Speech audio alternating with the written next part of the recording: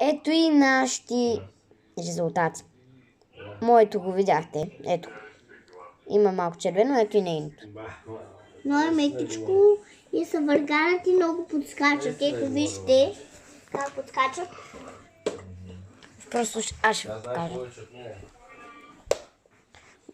Не знам, нейното подскача, не знам моето защо не.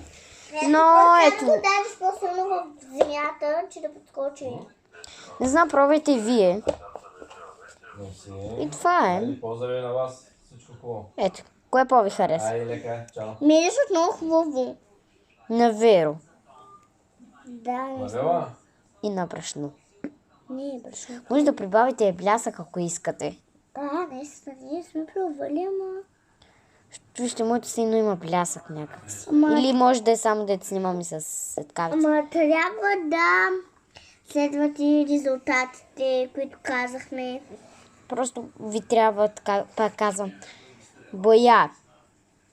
Веро, брашно и... Боя от боички, Веро и брашно. А и чаша с вода. За да... И купа да е. И купа и четка, с която да бъркате цветът. Да станали да бъркате. Всъщност те не скачат, просто бягат много. Много меко. То точно като пластелин, вижте. Много готин. Ами хайде, виждане. Утре може пак да качим. Да.